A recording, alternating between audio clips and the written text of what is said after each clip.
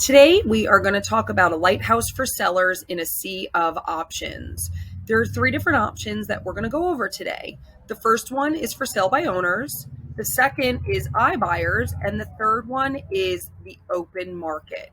So, the first one that we're going to briefly touch on is for sale by owners. So, sellers, there's many adjectives to describe the current state of the market.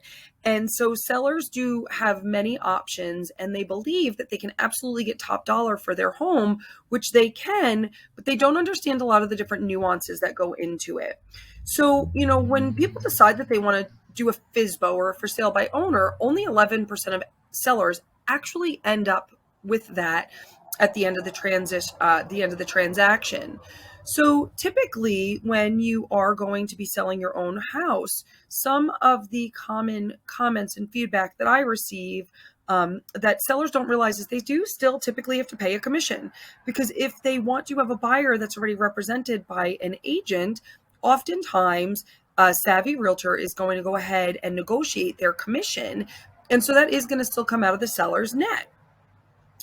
Then what happens, especially in the state of Florida, is if a seller did allow a buyer's agent to come in the state of Florida, we become what's called a transaction broker. So that realtor actually ends up coming in and representing the seller during the transaction, which many sellers don't realize that happens.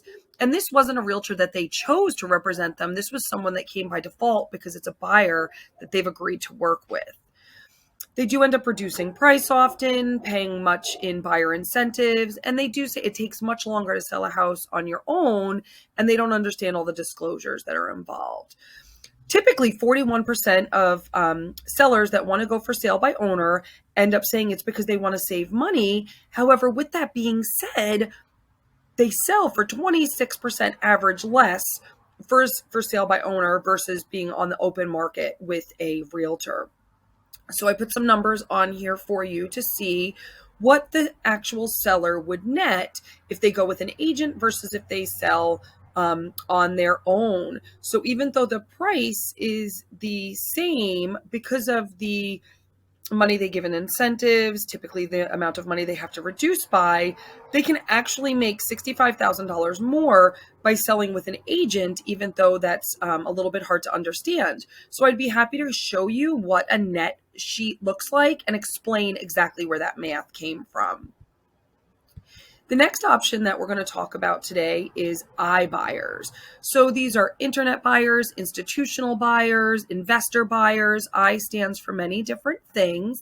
These are buyers that are typically what people call cash buyers or investors, right?